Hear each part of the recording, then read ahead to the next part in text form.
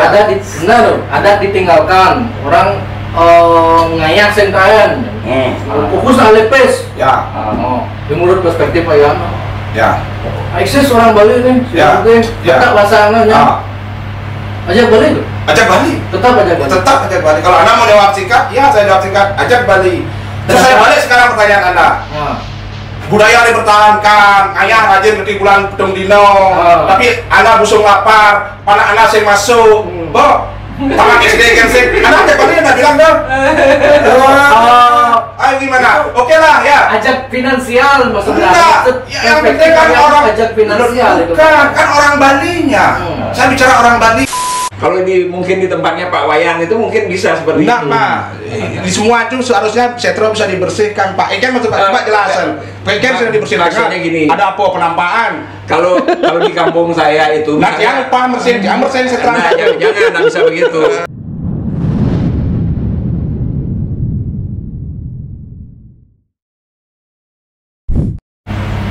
Oke. Semua Pak Wayan Setiawan sareng Bapak Nyoman Arta Wirawan Om Swastiastu. Om Swastiastu. Jadi musim panas ini menurut Pak Yan udah musim panas ya Pak ya? Menurut Pak gimana Pak? Sudah musim panas nih sekarang. Sekarang itu musim hujan. Oh, musim hujan saya. Apalagi mendekati Imlek ya kan. Oh, gitu. Justru diharapkan musim hujan itu. Oke. Musim hujan tapi dalam hati orang itu panas sekarang ya. Terutama ini tukang kompor. Oke, sebagaimana podcast yang ini kita ngobrolnya bebas tanpa batas. Mohon permaklum juga. Saya ngobrol sama Pak Wayan. Siap. Biasa pokok berapa? Berarti timpal. Soal itu no comment lah saya. Oke, gimana Pak Yan mau nyalon lagi? Iya. Tadi kan komen kan Pak Yan terus ini status ayang loh. Gimana Pak Yan Setiawan nih mau nyalon atau gimana sekarang? Kalau pertanyaannya mau, setiap orang kan punya kemauan. Iya. Tapi kan kita ikuti sistem yang ada ya. Kalau saya bilang mau, kalau nggak ada yang nyalonin gimana? Kan tergantung ke DPD kan nggak perlu Kan sudah lewat. itu udah lewat prosesnya ya. Tahapannya itu kan sudah terlewat. Jadi ya kalau untuk DPD, karena saya tahu di sana ya dari orto-orto dan malu. Tak sejauh ada gaya apa itu cuma negak-negak kan hujan kalau itu. Dan jadi ada DPD orang visi misi kau kene kau kedo kau ajak Bali. Ajak Bali gitu. Tadi dia ngentut. Jadi dia ngentut ke ngentut. Nah kalau saya ngentut gitu. Oke, berarti DPD itu Iya bukan apa-apa, artinya saya kan lihat ya baik-baik, dengar dari medsos, baca gitu. Visi misinya kan air ya tuh. ya. Ajakan resto Bali, memperjuangkan kucit. Apa? Pokoknya sini untuk Bali, untuk Bali. Bali apa kalau ngomong itu, gitu udah malu. Jadi yang pertanyaan saya, tadi saya ngentut. Oh, gede-gede mana? Nah itu saya tak meremehkan ya, saya mengapresiasi semedon nyalek ke DPD ya, tapi ya realistis deh. Dobes paling seram gitu. Kalau memperjuangkan kene, kalau memperjuangkan ke itu, lihat kenyataannya gitu. Kalau saya nggak dapet deh, ya maaf ya saya bilang begitu, makanya saya ada apa deh? Makanya saya tidak nyalon. Oh gitu. Merasa saya dapat deh. Terus kalau dapet deh, kalaupun saya ngomong besar, tidak akan terbukti di sana. Jamin itu. Lain hal kalau di DPR. DPR RI ya. Ya, contoh nih. Kenapa saya dulu nyalon ke PKB, bukan ke partai lain? Nah itu betul. Saya jawab sekarang ya. PKB itu kan partai, mohon maaf, partai Islam lah. Islam. Ya. Kenapa saya ke PKB nggak? Padahal visi saya melegalkan judi, tajam dalam tanda kutip. Kenapa? Karena begini logika saya berpikir lah. Kita nggak bisa ngomong dengan yang setuju-setuju saja. Ngerti ya nggak? Kita nggak bisa ngomong dengan yang Setuju-setuju. Kalau Anda bicara dengan yang pihak yang setuju dengan Anda, omongannya ya segitu-segitu aja. Anda harus berani adu argumen dengan orang yang tidak setuju. PKB waktu itu ada Haji Omar Irama yang beliau semua orang tahu. Sekarang ku tak mau anti judi. Ya kita harus ngomong, kalau kita mau melegalkan judi, kita harus melobi orang yang tidak setuju dengan judi. Yang tidak setuju dengan judi. Kalau yang sudah setuju, ngapain kita ngelobi dia? Jangan ngelobi nak yang setuju. Makanya saya masuk PKB. Tapi kan lebih gampang melobi orang yang setuju daripada yang tidak setuju. Loh, kalau sudah setuju ngapain dilobi? Kan tinggal direalisasikan saja kan. Masalah hasilnya nomor 2. Masalahnya kan sekarang di negeri ini dalam tanda kutip liyone sing setuju, lebih banyak yang tidak setuju. Salah satunya yang terbesar itu ya kaum muslim kan. Makanya saya masuk PKB dengan harapan, dengan ekspektasi kalau saya menjadi bagian dari PKB, saya mempunyai ruang untuk melakukan lobby-lobby. Contoh nih kasar-kasar aja Pak Kiai ngomong, ayo Pak Kiai panggil, gini do, gini. Nah di Jawa do ada Bali kan bisa jadi begitu. Kalau anak terus berkonfrontasi dengan yang tidak setuju dengan anak, kapan ide-ide cita-cita anak itu bisa direalisasikan? Oh, berarti logika Pak Yana ini belum terrealisasi karena masih ada pihak yang tidak setuju. Ya jelas dong. Itulah yang perlu dilobi. Iya. Pihak yang tidak setuju. Makanya orang yang harus punya kemampuan untuk melobi yang berseberangan dengan dia, bukan sekedar nyalek terus keluar bilang ajak Bali. Apa ajak Bali? Ajang itu masuk ajang Bali kan? Anda kan orang Bali juga. Anda gimana itu? Dia mah jelek badan terus. Kita kan sama-sama orang Bali. Ya pertanyaan untuk saya sama dengan pertanyaan untuk Anda sendiri kan. Kecuali Anda orang Jawa, saya Jawa. Begitu loh. Jawa. Saya kan nanya Pak Ian. Makanya pertanyaannya iya. Menurut Anda gimana? Ya menurut Pak Ian lalu nih. Yang kalau menurut begini loh, saya tanya dulu. Menurut Anda ajak Bali itu apa? Nah, ajak Bali itu mempertahankan tradisi-tradisi yang diwarisi leluhur. Itu menurut perspektif dia. Menurut Pak Yan, menurut Pak Erwin. Jadi gimana? Kalau ajak Bali itu menurut saya pelan-pelan dulu ya. Ada kata Balinya di sana. Berarti ada kata ajaknya. Yang bisa berkata-kata itu manusia kan.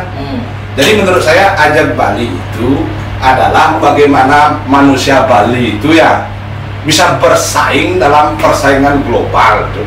Yang singkat saya ngomong ajak Bali itu adalah nak Bali itu ngelah pipis, ngidang nyekolah panah nih, ngidang mayah cicil nih nyicil, mampu secara finansial, luwung kesehatan ya, bisa bersaing dalam kancah global. Orang Bali itu yang disebut dengan ajak Bali. Itu bagi saya ajak Bali adalah bagi saya adalah ajak Bali itu yang nak konsisten, yang eksis nak Bali dalam dunia persilatan global, setidaknya lokal Indonesia mau ajak Bali. Tapi yang ajak Bali, ada warung Maduro 24 jam di Wang, nekeknya kan ajak Bali. Indomaret di mana-mana, warung 24 jam di mana-mana. Gimana temannya Pak Setiawan gimana? Pak selaku dari pihak Taruna Merah Putih yang asal. Oke. Ajak Bali gimana Pak ya? Sebenarnya sih begini, ajak Bali itu kan satu ungkapan sebenarnya atau satu semboyan, ya kan? Yang memang waktu zaman dulu itu disampaikan oleh tokoh-tokoh media sebenarnya. Jadi media-media waktu zaman itu kan nama waktu itu masih ada Bali Pos ya kan. Nah jadi sebenarnya konsep Ajak Bali itu banyak keluar dari teman-teman kita di media.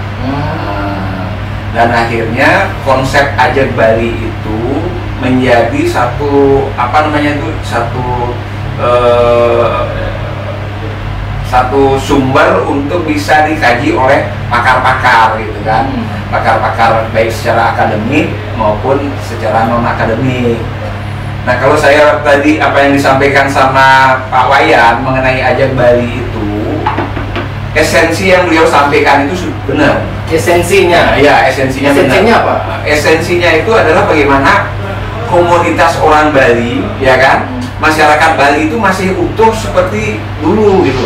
Jangan sampai masyarakat Bali itu diintervensi atau kalah bersaing dengan orang-orang yang pendatang misalnya kan gitu.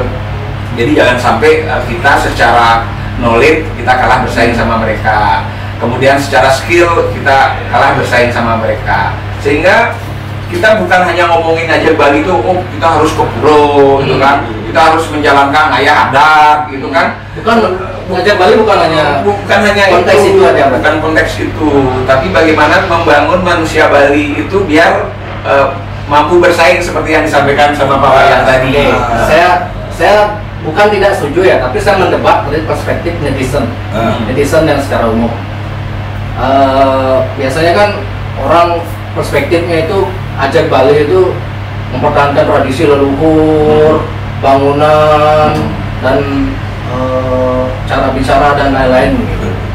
Nah misalnya perspektif Bapak berdua, Pak Yan dan Pak Yan, misalnya kalau seperti itu kan, kalau bangunan Bali sudah tidak Ajak Bali misalnya, saya nggak tahu ukir-ukiran Bali, saya nggak tahu bangunan sudah tinggi-tinggi misalnya gitu, tapi orang Bali eksis, itu masih bisa disebut Ajak Bali.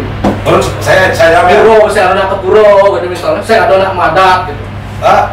Tapi orang Bali suge-suge eksis kan, tinggal adat ditinggalkan. Ya saya jawab ya. Adat ditinggalkan, orang ngayah sengkayan, fokus alepes. Ya. Di mulut perspektif ayam. Ya. Eksis orang Bali nih, tetap bahasanya. Ajak Bali itu? Ajak Bali. Tetap Ajak Bali. Kalau Anda mau jawab singkat, ya saya jawab singkat. Ajak Bali. Terus saya balik sekarang pertanyaan Anda. Budaya dipertahankan, ayah rajin ngerti bulan pedung dino, tapi Anda busung lapar, panah Anda sing masuk, tangan SD kan sih, Anda Ajak Bali nggak bilang dong? Ayo gimana? Oke lah ya. Ajak finansial maksudnya. Yang penting kan orang ajak finansial itu. Kan orang Balinya. Saya bicara orang Balinya. Ya, maaf nih ya. Saya kupas dulu sedikit. Bentar saya kupas. Budaya itu dinamis. Anda tahu budaya itu berasal dari kata apa? Budi dan daya. Hasil menurut siapa itu ya? Hasil cipta rasa karsa manusia. Jadi kalau definisi budaya adalah hasil cipta rasa dan karsa manusia, budaya itu bersifat dinamis, dia akan berubah. Ya, kalau dulu mungkin waktu zamannya orang tua kita pekerjaannya masih homogen, artinya semua petani. Ngaya bulan pitung dino tuh hal biasa. Kenapa? Karena pekerjaan mereka sama, petani. Masan memulo mereka memulo, masan panen mereka panen, masan mereka bayi mereka bayi jauhnya. Oke lah Ajak Bali, tedun ngaya ajarnya. Irjani ini bensek dari produser podcast, bensek dari buruh tamu India, bensek dari manajer Suzuki. Biar awak Ajak Bali, kudiang awak tedun bareng-bareng, kepentingan berbeda. Ini kan tentang manusianya bertahan di muka bumi, bumi ini besik dan bulat besik nih. How to survive, bagaimana bertahan. Kalau kerangka pikiran Anda bahwa Ajak Bali itu mempertahankan tradisi, kayak bareng-bareng, ngepenya bareng-bareng, tergilas Anda. Bagi saya, Ajak Bali itu adalah mempertahankan eksistensi Bali di planet bumi, khususnya Pulau Bali. Saya kasih tahu Anda ya, dagang sate di Kediri itu udah kadang bilang lah, lah mau genap beli kabel mungkin ya. Saya bilang ngayah ya. Terus rakok Yang punya villa dia kan siapa? dagang sate kambing di terminal Kediri itu. Dagang sate kambing di terminal Kediri. Dia punya apa? Dia orang Bali apa bukan? Nyamor. Dia bukan orang Bali. Orang Madura. Iya. Iya. Nyamor bukan orang Bali lah. Ya bukan orang Bali. Bukan orang asli Bali. Dia punya tanah banyak. Dia cari nafkah di sini loh. Selang dia mau dagang. Selang Artinya itu dari hasil dari kerja. Dia dengan sate. Iya. Kayak sih kayaknya. Bergerak yang lah. Bergerak yang lah Iraka. Terus ngomong ajak Bali. Kelihatan amat beli-beli ya. Sibuk maturan. Iya. Apa namanya? Tedun gitu kan upacara dan lain-lain. Saya bukan anti budaya ya. Saya bukan anti sosial. Dalam kode kekinian, onyang itu dari akalin. Jadi kok dimodif tanpa mengurangi esensinya. Itu loh menurut saya. Tapi kan menurut ada yang eksis di Facebook tuh semua disederhanakan, Banten gini disederhanakan lepis. Gimana sih tradisi Kepir, emang anak pikir tradisi itu museum harus sama dari tahun ke tahun? Nah, artinya yang muluk itu hanya fokus ngelihat, oh ada rumah, pura ada rumah ya. Mungkin itu kan jawab nak ngamul, bukan singringan. Artinya skala prioritasnya lebih ke ya kan bisa contoh. Ya kan harus begini ya. Contoh nih, ini saya kasih tahu ayamnya. Saya pernah sebagai pekaseh. Pernah sebagai pekaseh. Saya kan ngurus subak ya. Ngurus subak. Sebelum saya jadi pekaseh, kalau ada odalan di Puro Dugul itu ya, Penggulun Dugul di Subak, kamu tuh ngayah ya, kena urunan ngayah, ya. Begitu saya jadi pekaseh, sing ngayah ya, kamu tuh tinggal mau berani ya. Odal itu tetap jalan, tapi tanpa mengganggu aktivitas masyarakat yang lain, khususnya Kramo Subak ya. Saya beli Banten itu. Semua beli. Semua saya beli.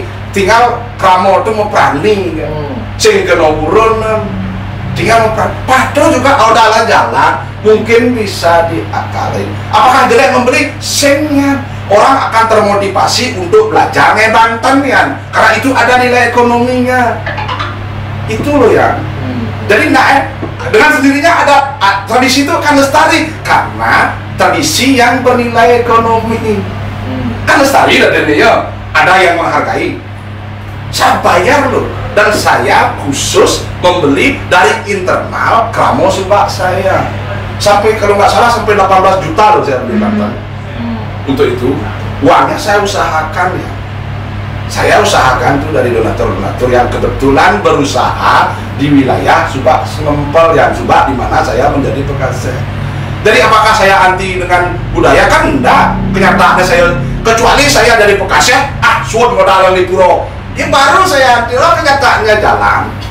Enggak pernah enggak jalan. Cuma sistem cara tata caranya saya lakukan efisiensi. Kan bisa sekarang. Jangan sampai kita itu loh, contoh kasus-kasus adat yang banyak terjadi ya. Selangnya maneng alegai keluar, tahu-tahu mulai kampung kesepein.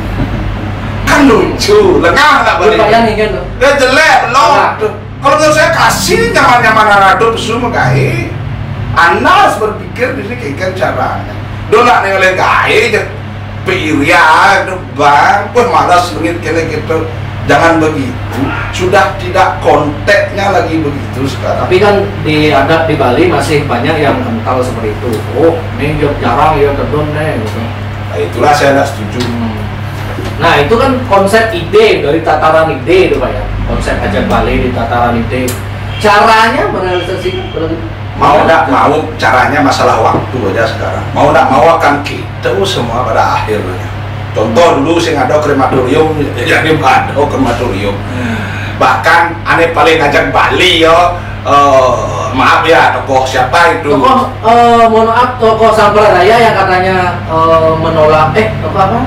Tokoh Hindu Bali. Hindu Bali yang menolak Sampradaya, meninggal krematorium juga. Nah kan, akhirnya kan mau tidak mau pakai itu. Banyak kan itu yang paling galak. Nyerang Sampradaya juga meninggal juga di Ciko Maria. Kenapa nggak di Setro Desa Adat tempat dia dilahirkan? Itu kan sudah gimana gitu loh. Kalau di Bali isu-isu agama itu masih bisa nggak dipakai alat politik? Menurut Bapak gimana? Isu-isu agama sekarang itu kan kalau di Bali itu memang isu agamanya itu memang kecil, tapi justru di Bali itu adalah isu Dresta Bali dan non Dresta Bali. Nah itu yang biasanya membuat dikotomi di masyarakat, ya kan. Nah sebenarnya orang-orang yang generasi sekarang ini yang berubah ini sebenarnya tidak meninggalkan Dresta Bali, gitu. Masih tetap memakai Dresta Bali. Cuman memang orang-orang yang merantau, anggaplah merantau itu ya ke Denpasar itu, kayak saya kan saya asli Tabanan. Tabanan, oke. Nah saya kan merantau di Denpasar. Jadi saya tuh lebih banyak mengkuli istilahnya di Denpasar kan gitu. Jadi nggak kelihatan istilahnya kita ngayah adat itu nggak kelihatan. Ya. Karena apa? Karena sebenarnya kita ngayah adat itu di kampung kan seperti itu. Nah itulah yang digoreng-goreng sehingga kesannya orang-orang yang dikategorikan sampradaya itu meninggalkan Dresta Bali gitu loh. Nah itu mungkin perlu diluruskan.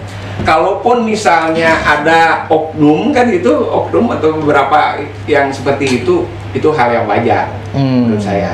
Nah disinilah peranan dari lembaga-lembaga itu baik PHDI maupun sekarang ada MDA segala macam itu harus berkolaborasi untuk bagaimana masyarakat Bali itu, masyarakat Hindu itu istilahnya kalau misalnya ada menyimpang atau ini biar mengingatkan kan seperti itu. Jadi nggak bisa dipakai jalan kekerasan, nggak bisa. Dan inilah akhirnya nanti membuat Ajak Bali itu tidak seimbang gitu. Yeah. Jadi dia ya Pak Yan seperti Pak Yan bilang, jadi berat sebelah gitu. Jadi Ini saya tambahin ya. Iya, Pak Yan. Orang-orang yang dikatakan dalam tanda kutip sampradaya asing oleh orang-orang dalam tanda kutip tertentu itu kan sebenarnya mereka adalah orang-orang yang menonjol ya, baik dari ekonomi maupun aktivitas sosialnya. Maaf aja ya, mereka kan orang yang aktif itu kan. Jadi saya pikir ini masalah kecemburuan aja, iri hati gitu. Ya karena banyak posisi-posisi strategis diisi oleh orang-orang dalam tanda petik yang dicap sampradaya itu. Karena kan mereka rajin mencari, mereka bergaul, mereka gini, sehingga diambillah posisi-posisi itu oleh mereka kan begitu. Dan yang kalah saing kan dia akan ngedumel gitu loh. Kayak siapa itu yang paling Dresta Bali tapi tinggal di Jakarta itu loh. Ya contoh-contoh seperti itu. Ya kalau menurut saya ya saya nggak membela yang dua belah pihak ya, karena bagi saya mereka semua orang Bali ya. Semerton Bali masih jawab ya nih ngaku paling ajak masih ya Dresta artinya orangnya mau Bali. Jawab nih stempel sampradaya masih nyamo Bali. Bagi saya enggak masalah, kamu mau berkiblat kemana enggak masalah sepanjang kamu nak Bali gitu. Cuman yang saya ingin tegaskan bisa saya sampaikan di kesempatan ini ya, ayolah kita orang Bali itu kita kikis sedikit demi sedikit sifat-sifat karakter SMS gitu loh. SMS itu apa? Iya, senang melihat orang susah dan susah melihat orang sukses gitu loh. Jangan begitu, jangan itu sirik. Akarnya berarti? Akarnya pasti begitu. Akarnya ada posisi-posisi yang secara historis selalu diduduki oleh orang-orang tertentu karena perkembangan zaman diambil oleh orang-orang lain. Itu aja saya pikir, karena saya pikir persaingan aja. Cuma kalau saya bisa, marilah kita tingkatkan kualitas diri masing-masing. Karena kalau saya lebih persingkat tuh, persempit lah bagi saya sendiri. Mohon maaf nih ya, dalam saya memandang ya, Anda mau aliran apa kek, saya tidak peduli. Anda mau ikut kasar-kasar, Anda mau nyembah bodogol apa itu bukan urusan saya, itu istilahnya. Yang jadi concern saya sekarang adalah manusia-manusia Bali itu. Makanya bagi saya ajak Bali itu adalah bagaimana manusia Bali ini, nak Bali ini eksis di planet biru nih, jadi rebutan orang nih loh. Jangan cuma kita jago kanang aja di WA grup, ngomongnya selangit, begitu diajak podcast simbani teko begitu loh. Anak kan tai itu namanya. Kan begitu. Kalau Anda memang bertanggung jawab dengan omongan Anda, datang sampaikan. Sekarang kembali ke mungkin kata DPD tadi kan di grup WA itu DPD itu yang sempat disinggung apa sih yang mau disampaikan kalau Anda tuh menjadi anggota DPD gitu kan? Coba Anda undang sekali. Nanti setelah ini di grup itu satu-satu kita undang siapa yang vokal di grup, kita tarik podcast. Kalau di grup Bali Santi itu ada beberapa calon anggota DPD dan calon DPR RI lah. Yang ada di siapa itu? Gubernur ada. Gubernur nggak usah diomongin lah. Anda jangan. Ya mohon maaf ya, gubernur sudah lain. Gubernur kan sudah menjabat. Yang belum menjabat, yang punya visi wah itu loh. Menjadi caleg. Apakah semua anggota DPD itu ada di grup tuh, Bang? Saya nggak tahu, tapi ada beberapa yang ada. Bahkan ketua umum parpol juga ada di sana. Undang sekali, terus ya undang kami untuk mengkuliti mereka gitu loh. Ya kan biar tahu kasih kesempatan. Itu kan bagus mengkasih kesempatan. Ya jangan takut. Saya pernah ingat Erwin nggak berani undang saya dan maaf nih siapa tuh karena takut menjagurin. Apa urusannya menjagurin saya? Siapa namanya yang mantan KPU pusat? Siapa itu? Mantan KPU komisioner KPU siapa namanya? Yang Nasdem itu? Putuarto. Putuarto itu kan. Kenapa takut menjagur? Saya bukan tipe orang menjagur kok. Menjagur saya yang bani masih. Cuma kalau ya kan lebih bagus kita sempatkan ruang saling bantah. Apa dulu gini ya perdebatan soal Bali Mandara? Lupa saya. Soal Bali Mandara. Ya pokoknya dia nyerang koster gitu loh. Saya bela koster gitu. Pak basarnya koster nih. Basar itu apa? Saya nggak ngerti. Basar itu apa? Pak Wayan Setiawan basarnya koster apa bukan? Basar itu apa? Saya nggak ngerti. Artinya pembela ada nilai-nilai koster Pak Yan pasang badan gitu. Saya pembela yang benar dan baik. Kalau benar ya saya bela. Kalau salah ya nggak saya bela gimana? Sebenarnya Basar itu kalau Basar tidak nih maksudnya Basar saya tahu orang bayaran gitu ya kan? Ya. Saya nggak pernah ada yang bayar. Nggak pernah dikasih apa sama Pak Coba cek berapa saya pernah dapat kontrak media begitu kayak wartawan-wartawan yang botrek-botrek itu. Maaf nih ya, jangan tersinggung ya. Saya nggak pernah ada dapat uang dari baik secara pribadi maupun dari APBD kok. Nggak pernah, bisa dicek tuh.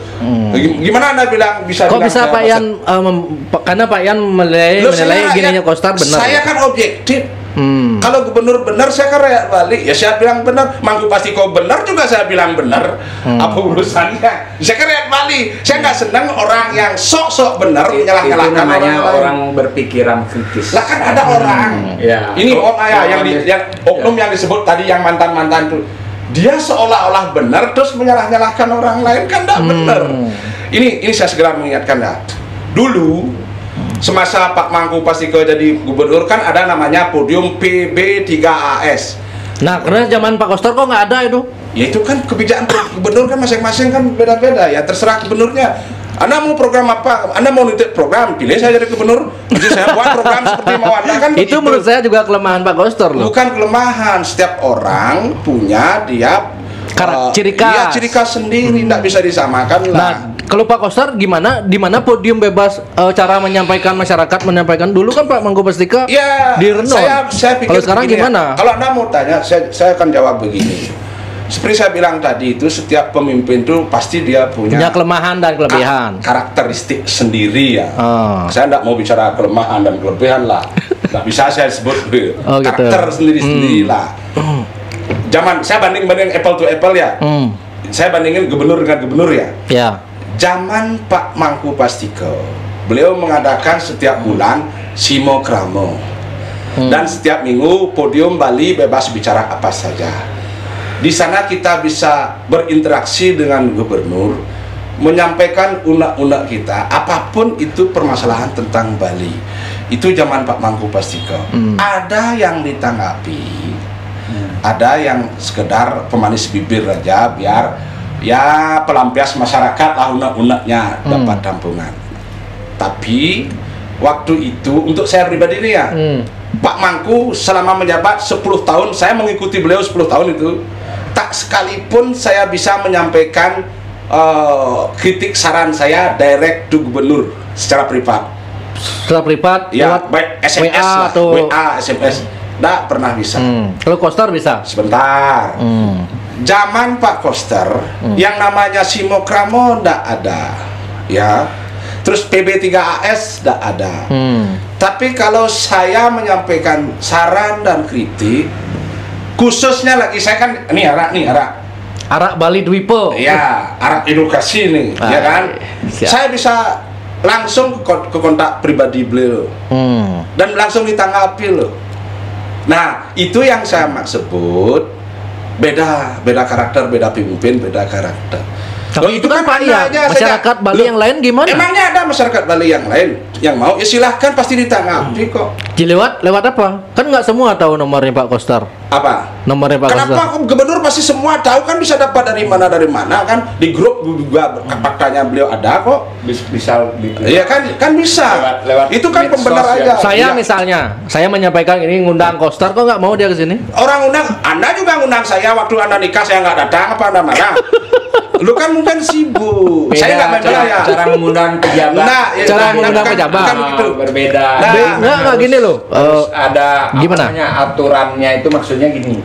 Jadi kalau kita mengundang orang yang kapasitasnya sudah menjabat kan itu, Ya. kecuali misalnya memang kita mengundang Pak Gubernur itu, Pak Yan Koster, itu memang kita berteman dari dulu gitu kan, berteman kemudian mengundang seperti biasa bisa aja ya di SMS atau di WA kan itu. Nah tapi kalau kita misalnya mengundang secara kapasitasnya beliau sebagai gubernur, ya memang kita harus bersurat dulu kan gitu. Bersurat. Audiensi nanti terima. Pak tahu nggak? Saya tahun lalu sudah bersurat, sudah komunikasi sama protokolnya, sama stafnya. Protokolnya nyuruh ngirim pertanyaan, saya buatin 30 pertanyaan. Sudah di atas instruksi dari staf itu sudah diketahui oleh Pak Koster. Pak Koster bilang nanti aja gitu. Terus bilang sibuk. Berarti kan saya sudah sesuai prosedur, surat sudah. Tapi Belum. Tapi menurut info belum siap lah. Gini Pak Yan ya. Ya, Ini Pak Yan contoh baru siap gitu. Bukan. Sebentar, saya baca langsung ya. Siap. Oh itu WA Pak Koster. Ya, Om Swastiastu, Raja Ngongi Pak Gubernur. Ada beberapa poin yang ingin laporkan ke Bapak. Jika berkenan, mohon izin audiensi. Terima kasih, Oyan Setiawan. Jawab oleh beliau. Oke, nanti diatur waktu, masih padat sekali. Apa saya memaksa? Kan rakyatnya bukan saya aja. Artinya ya saya bersikap menunggu toh. Nanti kalau ada waktu pasti dikasih, Yan kamu datang ke sini. Mungkin sekarang masih Itu jawaban sibuk. normatif Pak Yan. Kalau saya jadi pejabat bisa nolak dengan cara halus begitu. Yang benar kalau sekarang masih padat, mungkin bulan depan atau tanggal sekian ya. Ya artinya begini Pak Yan ya. Itu pejabat bersangkutan yang harus menjawab. Ya. Saya kan bukan jubirnya Pak Koster. Oke, siap. Ya kan? Cas mana apa masih gitu. Bukan jubir beliau kan, cuma saya bilang yang berpendapat umum aja. Oke, Tadi oke. itu saya perbandingkan apple to apple. Saya rakyat Bali, Pak Koster Gubernur Bali kan. Jadi sepanjang kebijakan beliau baik untuk Bali, ya saya bela. Contoh nih, orang kan membully beliau karena dikatakan menutup Bali Mandara. Kan seolah-olah beliau tidak pro dengan pendidikan rakyat miskin. Tapi kan nggak secara fair disampaikan ke masyarakat juga. Kalau Pak Koster itu meningkatkan anggaran untuk pendidikan rakyat miskin itu, apa pernah itu disonding sama oposisi itu gitu loh, termasuk sama Putu Arto itu kan. Masalahnya kan itu kan, maaf nih ya, anggaplah X miliar dulu dialokasikan untuk Bali Mandara, untuk sekian jumlah siswa. Itu katanya enggak lagi, saya nggak mengikuti itu. Tapi sepengetahuan saya dan saya tanya juga langsung kepada beliau bahwa Pemprov Bali menganggarkan lebih dari itu. Kalau saya bilang 1 X itu bisa 3 X itu X untuk pemerataan seluruh SMA SMK di seluruh Bali. Jadi untuk secara yang miskin.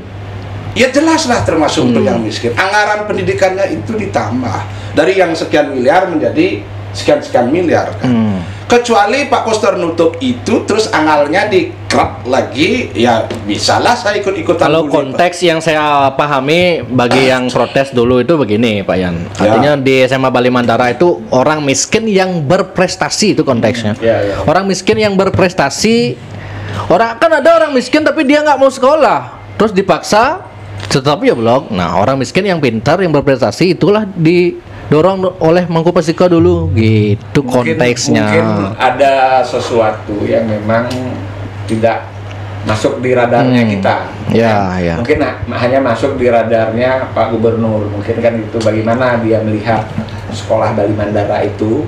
Mungkin karena anggarannya membludak di sana gitu mungkin ya. Mungkin bisa satu anggarannya terlalu membludak, kemudian mungkin ada dilihat bagaimana mungkin tidak sesuai dengan ekspektasi dan harapannya beliau gitu kan, itu takutnya mungkin ada yang memanfaatkan di luar dari ini, mungkin seperti itu.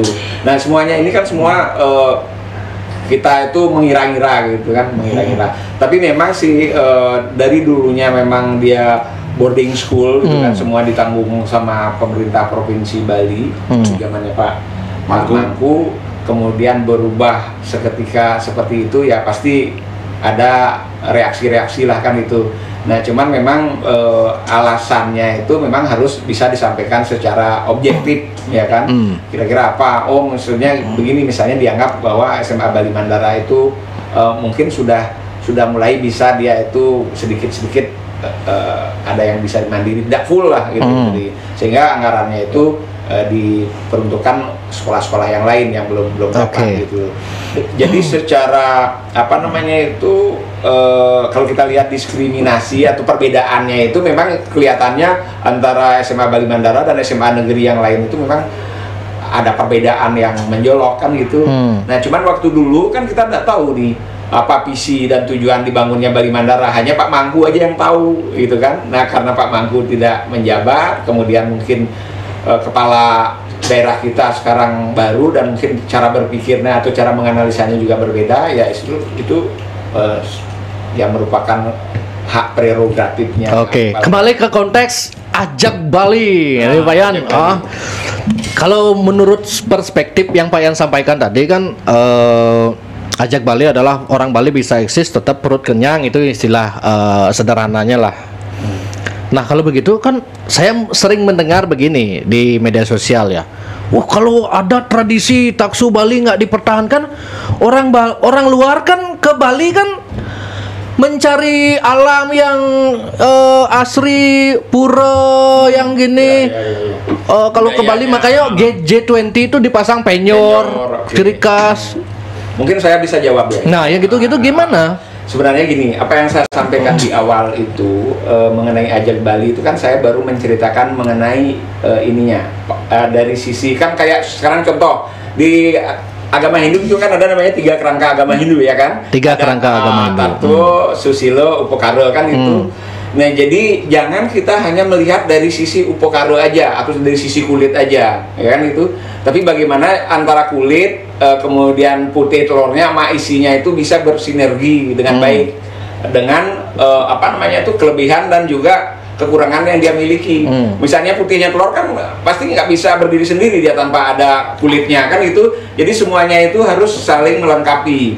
Sekarang karena dinamika ada semeton-semeton kita yang terlihat menyederhanakan konsep sembahyang atau konsep berupacaranya itu kan ya mungkin mereka itu secara kemampuan, secara finansialnya itu memang memerlukan untuk dimodifikasi gitu loh, ya kan? Karena sekarang itu kan semuanya serba beli. Beda kalau zaman dulu seperti Pak Yan Bapak bilang tadi itu bahwa mereka bisa ngalap ya busung gitu, kemudian bikinnya sendiri gitu kan.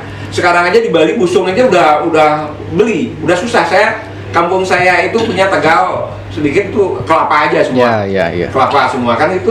Nah, sekarang orang suruh naik ngalih busung menek terus ngado susah kan itu. Nah, jadi sehingga memang perlu sekarang konsep 3 tiga kerangka agama Hindu itu mulai di ini lagi. Utama Madil.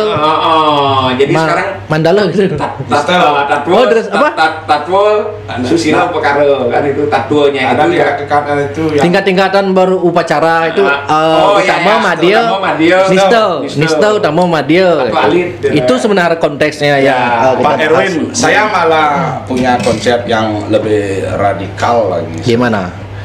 Kalau tadi dibilang kalau adat budaya hilang, tidak ada tamu datang, belum tentu. Itu kan perspektif Pak Ian kan, Ya belum makanya tentu. kan itu perspektif saya. Anak-anak kan bicara dengan saya sekarang. Iya. Jadi perspektif saya kan. Jadi sebenarnya ya mohon maaf ya. Kalau kita boleh secara apple to apple membandingkan sebagai DTW ya, Bali sebagai DTW, daerah Tujuan wisata, oke. Ya, Prancis sebagai DTW, Singapura sebagai DTW, Thailand sebagai DTW, gitulah umpamanya. Sekarang kalau kita bandingkan antar DTW itu, Bali dikunjungi berapa orang dengan dalam tanda kutip katanya ada tradisi itu, terus Singapura dikunjungi berapa orang, kan kita bisa bandingkan. Kalau pertanyaan gitu tadi, emangnya di Singapura ada orang penyor gitu. Kenyataannya kunjungan wisatawan mereka melebihi Bali loh gitu. Maaf ya, saya pikir nggak ke sana. Ya, saya pikir seperti pura sekarang ya. Ini mohon maaf nih, ini autokritik ini untuk kita yang beragama Hindu ya. Pura-pura di Bali semuanya itu ditengahkan, disakralkan. Kalau nggak ada upacara, karena nggak ada odalan upacara itu, biasanya pura itu digembok. Iya. Oke. Beda dengan tempat ibadah lain, anggaplah masjid. Bahkan masjid itu bagi seorang yang suka berjalan jauh walaupun bukan umat muslim bisa sangat membantu. Bisa numpang istirahat di masjid, bisa numpang mandi di toilet masjid dengan segala aktivitas. Kalau pura kita ini autokritik ya. Kalau saya sebenarnya ingin tuh pura itu lebih kita hidupkan, jangan dibuat serem sehingga resem jadinya.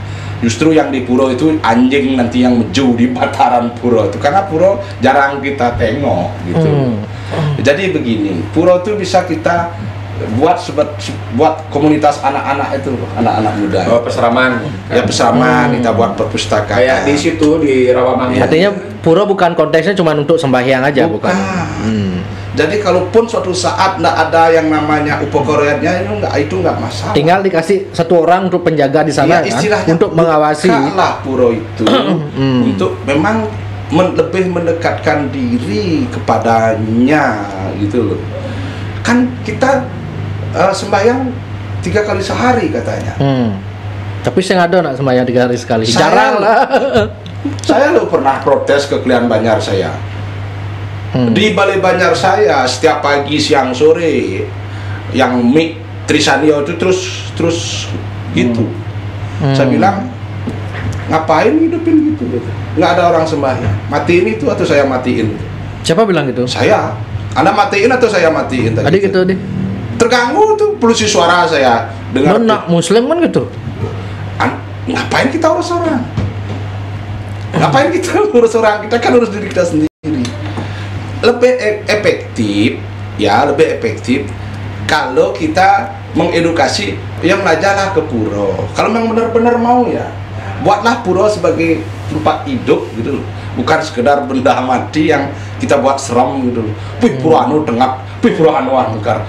Lah kok tempat suci jadi angker, gimana sih saya? Tapi kan di Bali memang konsepnya seolah-olah dibikin seperti itu.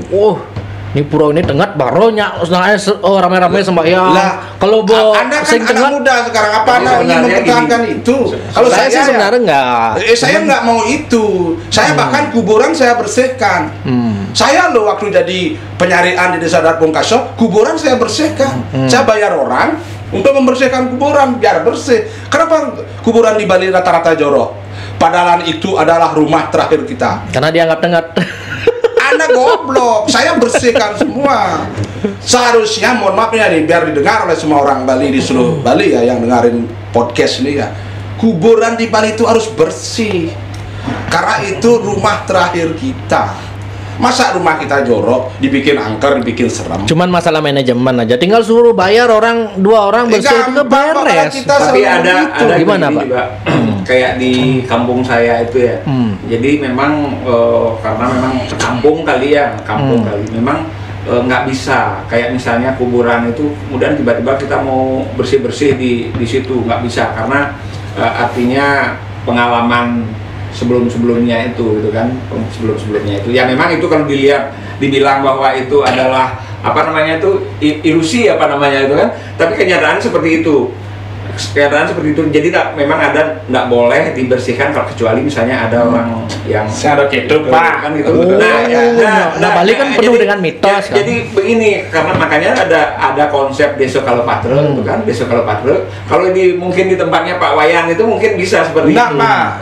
Di semua itu seharusnya setro bisa dibersihkan Pak. Ikan maksud Pak jelasan. Ikan sudah dibersihkan. Maksudnya gini. Ada apa penampakan? Kalau di kampung saya itu yang Pak bersihin setelah jangan bisa begitu. Karena apa? Karena ini kan sekarang namanya Desa Kalopatre, Desa Mawicara. Itu sudah saya berani bilang itu sudahlah dalam tanda petik keliru Pak, perlu dibenahi. Tidak bisa.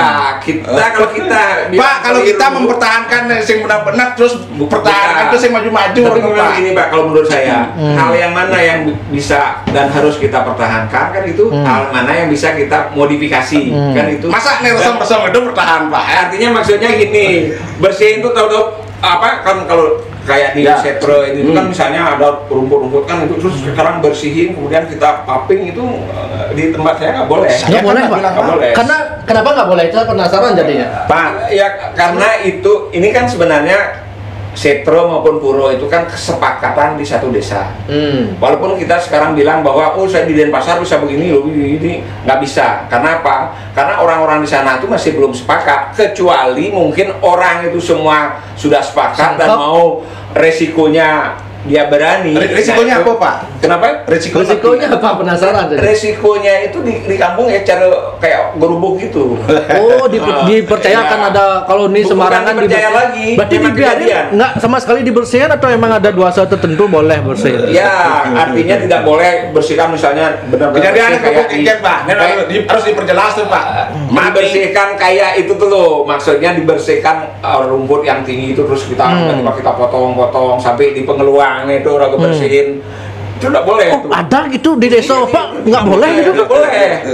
Karena pernah kejadian ini kan. Pernah kejadian gimana? Saya kan harus memelihara yang memang tradisi mana yang harus dipelihara kan sepanjang istilahnya tidak membuat dampak misalnya kita tuh secara kesehatannya itu ini kan kejadian singkat ini Pak.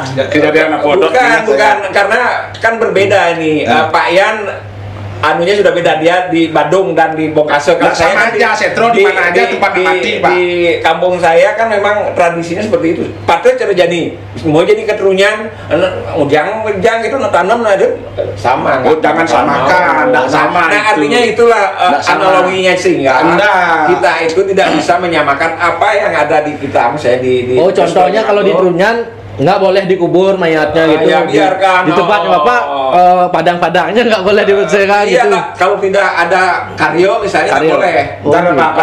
Ada kejadian apa dot ningat ya. Kenapa kejadian Budanda?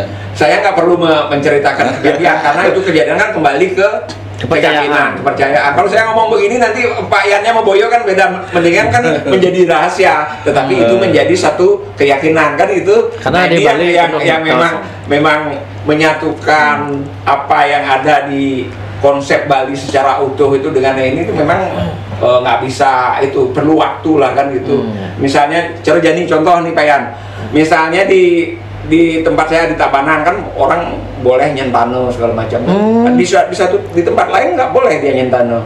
Kalau misalnya kan, nah itulah sebenarnya saya ada masalah. Apa masalah nih kalau misalnya kita ngomong gitu kan? Nah tapi itulah yang namanya hal-hal mana yang memang kita harus pertahankan dan hal-hal mana yang memang bisa dimodifikasi atau di ini kan. Nah itu bang ruwet di lapangan Pak Yan. Makanya saya ngidar agak ngomongin, ajak Bali itu adalah begini cara ngomong Pak Yan tuh nih.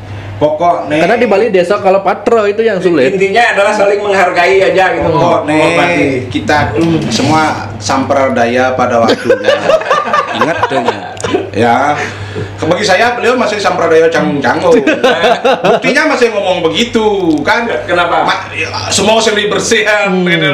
Lu nggak sampradaya, Ya, makanya setengah dari Bali, gitu masih. Makanya saya Ya kan? sampradaya, saya Akhirnya semuanya saya itu orang nanti Bali yang belajar cara-cara seperti orang sampradaya, tapi bukan saya bukan orang sampradaya. Jangan, Mohon maaf Pak, ikut aliran apa ya Pak kalau mau belajar? Saya nggak ikut aliran agama Hindu aja, ya kan. Nah, tapi aliran agama Hindu itu kan banyak. Banyak ya. Banyak, ya. Beliau, saya ngomong nih beliau Nggak boleh, itu nggak boleh. Gini ya, kita nak Bali yang mohon maaf nih, agak nasional deh ngomong. Ya, ya. Kenean di alam semesta itu ribuan galaksi yang di galaksi Bima Sakti itu bumi hanya amonean. Planet biru itu cemik gitu loh ya. Salah satunya di Cina Bali. Ya kan? Ya, silakan Pak. Ya kan?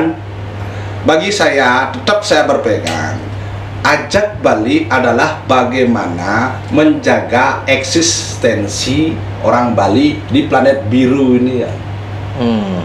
Andai kata anak Cina mati, unyang nak Amerika mati, unyang nak Jawa mati, nak Bali perlu hidup ya. Cara menunjukkan itu apakah dengan hanya faktor ekonomi aja kan? Jelas malu ekonomi ya, karena ekonomi menguasai dunia.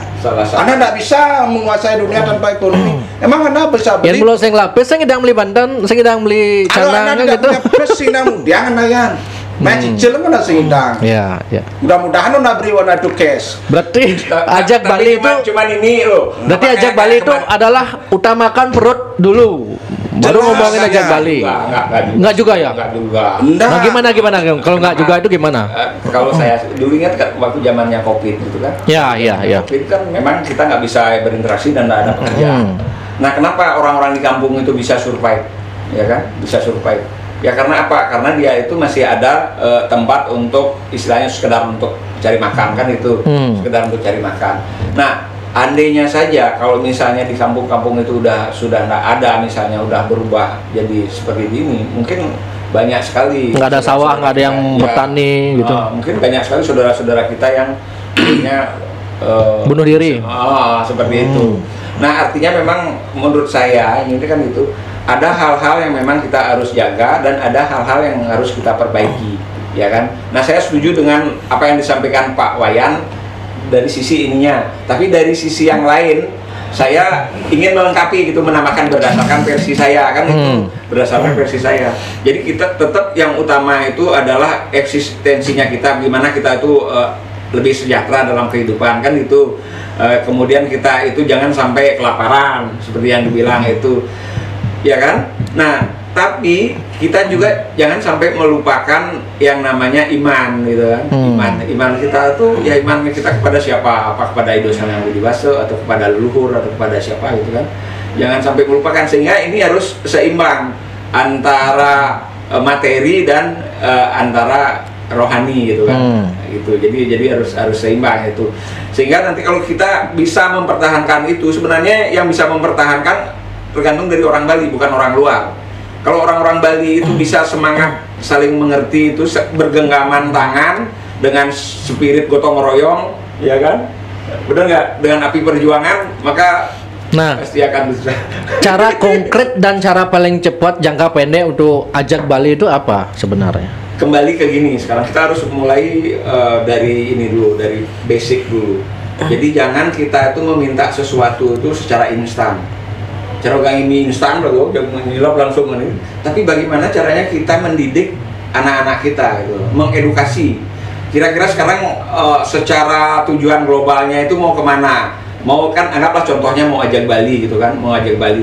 Parameter-parameter ajak Bali itu harus clear dulu. Yang mana yang termasuk ajak Bali, yang mana istilahnya elemen-elemen yang harus dilengkapi untuk ajak Bali itu bisa ada. Nah, itu harus disepakatin dulu.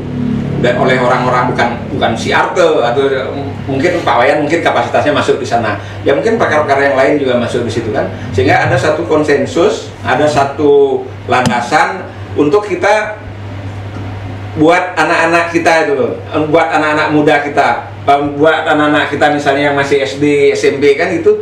Waktu ini saya sempat ngobrol sama teman saya yang kebetulan Muslim Pak ya. Jadi saya menanyakan gimana sih caranya mereka itu mendidik anak-anaknya dia, karena kita lihat anak-anak yang saudara-saudara kita itu kan dia satu rajin, ngajinya rajin, kemudian pelajaran agamanya benar-benar dari umur sekian sampai sekian itu benar-benar digawangin gitu. Jadi tidak boleh anaknya itu keluar dari itu gitu kan. Nah kan saya melihat spiritnya itu. Nah di kita di Hindu atau orang Bali itu kan kita itu lebih banyak istilahnya memberikan kebebasan yang full ke anak-anak dengan seolah-olah kita tuh sayang sama dia. Kita melupakan mana yang sebenarnya yang harus kita mulai ajarkan dari kecil, gitu kan? Nah disinilah sekarang kalau misalnya kita udah menyepakati apa menjadi instrumen-instrumen Ajak Bali itu, nah itu harus dijawantahkan dalam kehidupan rumah tangga masing-masing umat Hindu gitu. Kemudian pemerintah dalam hal ini memberikan fasilitasi gitu kan, kemudian ada narasumber yang memberikan edukasi kan, itu harus mulai ditata pelan-pelan gitu loh. Saya punya anak ya, anak saya itu ada kelas 1 SD sampai sekarang ada yang SMA. Saya punya anak 4 ya kan. Ajak Bali berarti Pak. Saya tuh Ajak Bali, bener nggak? Ya Pak, masih benar. Nah cuman saya itu khawatir anak-anak saya ini, kalau saya sama istri saya tuh ngai sampean biasa bikin banten ngotonin yang lain-lain lebih dari itu dia udah biasa gitu kan. Karena apa? Karena dulu dia terdidik walaupun tidak diajarin sama orang tuanya, tapi dia melihat dan ada waktu melihat, ingin dia belajar sendiri. Nah tapi sekarang kayak anak-anak saya ajak di Denpasar. Saya tidak ikut di dalam seke Truno yang ada di Denpasar karena saya adatnya itu ada di Tabanan. Nah saya melihat gengkian caranya ragungin anak nih gitu kan. Akhirnya ya saya kemudian ikut kumpul di satu organisasi yang memang menghormati yang namanya budaya. Ya benar nggak Pak Yan? Menghormati budaya, kemudian ada ruang untuk mengedukasi, baik itu bagaimana caranya membuat penjor, bagaimana caranya membuat klakat, ngai banten, ngai kepokan, itu ada di situ, sehingga anak saya bawa ke situ biar dia bisa belajar. Karena kalau saya ada pulang kampung, sebenarnya kan dia harus ikut Truno di kampung. Ya sih malah timpal gitu, nggak punya teman di situ. Jadi ya akhirnya ya mau nggak mau harus berpikir caranya ini biar nggak sampai anak saya itu melupakan bahwa dia tuh orang Bali. Ya kan ada hal-hal yang memang harus dijaga, ada hal-hal yang memang perlu dimodifikasi. Gitu. Nah, yang simpulkan dari obrolan soal Ajak Bali ini, berarti Ajak Bali adalah tetap mempertahankan tradisi dengan cara mengutamakan perut dulu. Gitu. Tetap tradisi adat tetap dipertahankan dengan caranya adalah hidup mapankan diri masing-masing dulu. Saya gitu. Saya gitu naik kan tuh jadi. Ya misalnya, kalau misalnya perspektifnya Pak Yan adalah eksistensi aja tanpa tradisi kan di mana eksistensi orang Bali? Einstein. Orangnya aja, nama Wayan, Made, Ketut aja tinggal, tapi ya, isinya nggak ada. Kok nggak ada isi? Penyor, yang ada puro, yang ada. Gimana? Emang dunia berakhir kalau nggak ada penyor? Kan ciri khas orang Bali, orang luar melihat ke Bali kan, terus so what gitu loh. Anak puas terus selamanya jadi tontonan. Saya enggak puas. Saya bukan gimana di kebun binatang. Saya agak bertolak belakang dengan beliau sedikit ya. Satu, kita punya kesamaan, sama-sama punya 4 anak ya. Oke. Ajak Bali soal anak, Ajak Bali kalian. Kalau beliau mempunyai kekhawatiran, anak-anak beliau enggak bisa kayak Nandeng Canang gini gitu. Saya enggak khawatir soal itu. Saya justru khawatir anak-anak saya nggak bisa bersaing di antara miliaran manusia itu. Itu yang saya khawatirkan. Saya lebih fokus contoh. Konteks Pak Yan ini ke persaingan mampu eksistensi dalam hal finansial berarti ya. Pokoknya kita harus bersaing di kehidupan dunia nyata nih. Jangan cuma Anda melihat kecil Bali. Persaingan soal bisnis kah atau apa? Segalanya kita harus hidup, persaingan hidup. Ini mau nggak mau kita akan saling memusnahkan loh. Contoh virus COVID ini adalah sudah percobaan senjata pemunah massal nih. Ada vaksin kayak gitu nih, kita terus ragu jadi bahan percobaan loh. Karena kita nggak pernah mempersiapkan anak-anak kita untuk maju ke arah sana. Mau balik kuri Rago. Ini tahun 2022, tapi Rago menyiapkan anak-anak untuk siap sebagai anak-anak di tahun 60-an, di tahun 50-an. Kan aneh pola pikir Rago. Kalau saya justru mendorong sebaliknya. Ya, saya mendorong anak saya apa? Khusus bahasa asing sekarang dia harus punya skill. Kalau dulu mungkin mengemudi adalah suatu barang mewah ya gitu, itu sekarang sudah keharusan harus bisa mengemudi. Anak saya minimal saya ajari nyetir dulu. Itu bukan suatu yang istimewa sekarang, harus bisa ya. Nanti cukup umur saya carikan SIM. Dia harus bisa bahasa Inggris, bahasa Jepang, bahasa Cina, harus mengerti bahasa. Saya mau balik kuri, belajar bahasa Bali. Bahasa Bali itu cukup bahasa ibu, bahasa rumah tangga. Irago nak tua ngajin. Saya mesti perlu kursus bahasa Bali. Masa nak Bali kursus bahasa Bali? Kan ada yang orang ajak Bali juga, ajakan bahasa Bali, alus juga termasuk ajak Bali. Sing nekang pipis. Ajen bahasa ini nekang pipis. Itu bukannya ajak finansial itu namanya. Apapun akhirnya akan begitu. Anda senang tidak senang dengan pendapat saya sekarang, silahkan. Sing kengken. Tapi bagi saya adalah penting orang Bali itu hidup dalam persaingan dengan orang lain. Orang Jawa, orang Australia, orang Cina, orang India, orang Amerika. Bukan hanya berkutat seputaran ngeklakak, mekidong, kekawin. Berarti orang Bali tetap bisa makan, bisa bersaing, tanpa itu bisa disebut ajak Bali juga. Anak harus dari awal saya bilang ya, kebudayaan itu hasil cipta rasa karsa manusia, ya, hasil budi pekerti kita. Saya kenal lah yang hasil cipta rasa monto-montoan, kan, terus yang berkembang terus. Kan itu emang ciri khas Bali. Kan harus berkembang. Alim pidana bisa ngai kene jadi bisa ngai gitu. Bisa nganu kan harus berkembang. Masa kebudayaannya anda sebatas ngai penyor? Sing bisa anda sing nadok anak-anak tuh bisa ngai bom nuklir kayak konteks Pak Yan tuh. Oke, orang Bali tetap eksis, misalnya tradisi semua ditinggalkan. Saya gitu. Tidak masalah. Meninggalkan. Saya tidak meninggalkan. Tapi apa yang benar kesimpulan saya berarti? Apa? Ajak Bali adalah tetap mempertahankan tradisi adat dengan cara memapankan diri terlebih dahulu. Dengan memapankan diri kan termasuk belajar bahasa Inggris, ngelai pipis. Iya, pokoknya ajak Bali. Tapi tetap pertahankan itu tradisinya. Pokoknya saya meninggalkan. Begini loh Pak, maaf nih ya. Untuk saya dulu ya. Untuk saya dulu. Tapi ini untuk saya. Saya tidak akan mempengaruhi orang lain. Ini untuk intern keluarga saya. Untuk keluarganya Pak Yan sendiri, Pak Yan tidak ada menyuruh orang lain untuk meninggalkan. Saya lah sanggah cuma. Ya, berarti setiap 6 bulan saya ngerainan. Setiap 6 bulan saya ngegalung, kuningan, nyepi. Itu tetap kok saya laksanakan. Cuman mungkin saja saat nanti sing perlu ben anak-anak tuh repot naik bebangkit ngapalah itu programal apa-apa beli semua. Nah, bahkan tidak beli.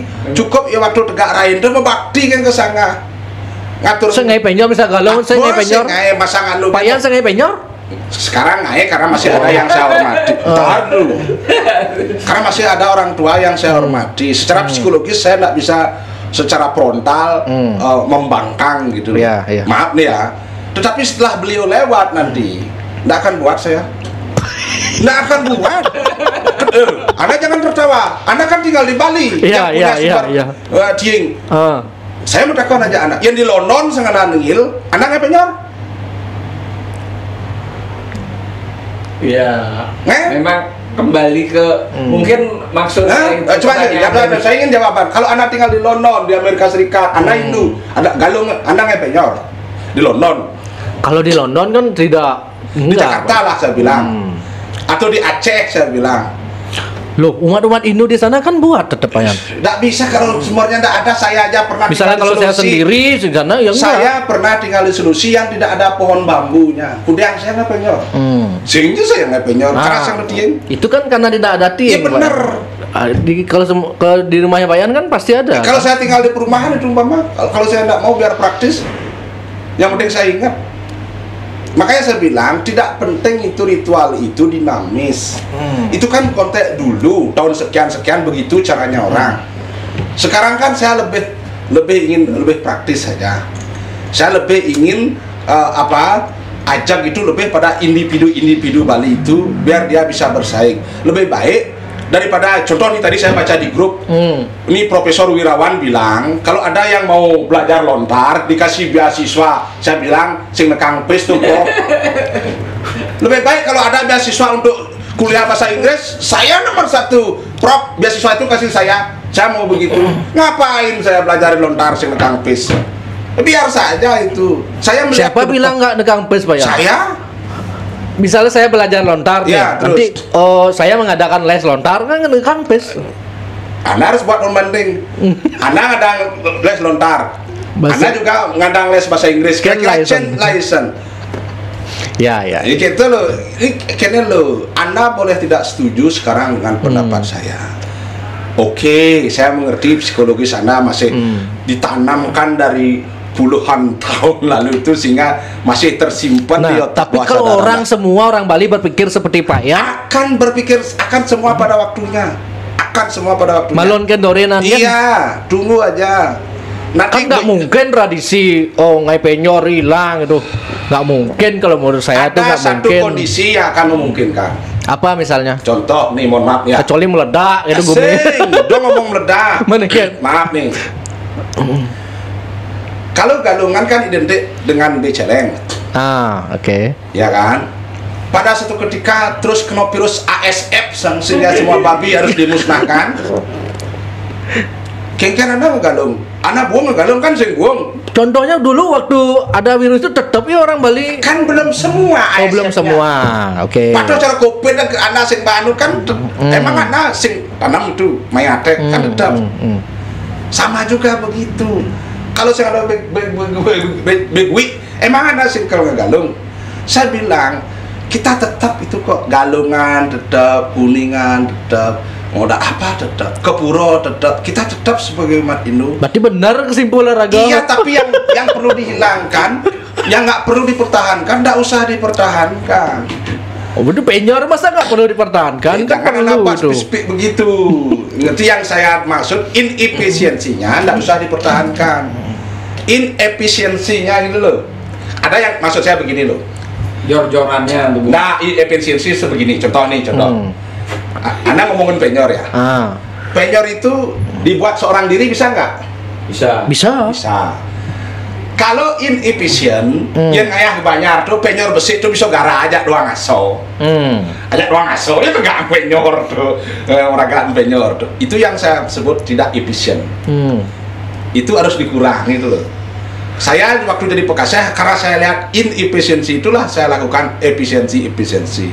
Termasuk Banten, termasuk penyornya saya beli dari dagang Banten. Sehingga masyarakat lain tuh ngelah kesempatan untuk nyemak gain dan ada nekang pipis untuk dirinya sendiri. Banyak mohon maaf orang di luar agama Hindu yang jualan canang, nanti kalau prinsip seperti itu jualan penyor gitu orang di luar Hindu gimana? Ya nggak apa-apa sih menurut saya.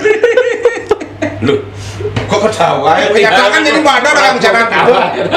Waduh, misalnya ini Onyang mau pikir gitu, ini beli aja umat lain, prinsip orang Hindu sekarang ini, saya aja jualan ya gitu. Kan Anda mampu beli lah, berarti kan Anda pajak, bong, streng. Daripada Anda sing lah gitu, kalau nggak yang urun mani Anda berpikir, Covid ini loh, Covid ini betul-betul seharusnya Covid ini menjadi pelajaran berharga kepada kita semua. Tapi sayangnya kita yang malas belajar gitu loh. Ragu nak balik itu sing demen belajar sebenarnya. Makanya tadi itu kan saya bilang ini Pak Yan. Makanya ada semuanya nak mula keto gitu kan. Keto pula apa bakat? Tetap ya Pak Yan. Bagi saya ajak Bali itu bagaimana orang Bali itu ya taraf kehidupannya meningkat. Ya, itu contoh ya hal paling sepele ajak Bali itu adalah bagaimana semua orang bekerja di gitu. Perempatan antara Imam Bonjol dan Sunset Road itu nggak ada pengemis, itu ajak Bali. Ya nu ada pengemis itu kene nata limo dobo ngomong ajak Bali. Perspektif orang Karangasem mohon maaf ada salah satu desa Karangasem. Ya. Mereka justru menganggap itu ajak Bali karena mempertahankan tradisi mengemis gitu. Tidak salah juga karena beliau juga berpikir sama, memelihara semua tetap pot itu juga ajak Bali. Ya karena brand berpikirnya begitu. Itulah yang harus agak di brainwash sedikit. Nggak bisa kalau yang saya mau bilang tadi itu nggak bisa disamakan dengan banyaknya pengemis itu nggak bisa. Nggak bisa kata yang Pak Yan. Bisa. Dan kalau kita ngomong jujur, memang ada di Hindu itu. Nanti ada tingkatan nanti pada saat biksu ke itu kan kita tahapan hidup kan. Nah cuman di mana itu di tiangnya balik ya. Saya sukanya satu sisi. Oke, sukses semua Pak Yan Setiawan dan Pak Nyoman Arto. Nanti kita lanjutkan lagi. Semoga obrolan seperti ini bisa menambah perspektif baru lah bagi netizen yang akan menjadi pemilih nanti tahun 2024 nanti. Oke, sukses semua niki. Semoga sehat selalu, tetap bisa mekedaan. Nah, meskipun beda pendapat tetap mekedaan. Oke, sukses semua. Om Santi. Om Santi.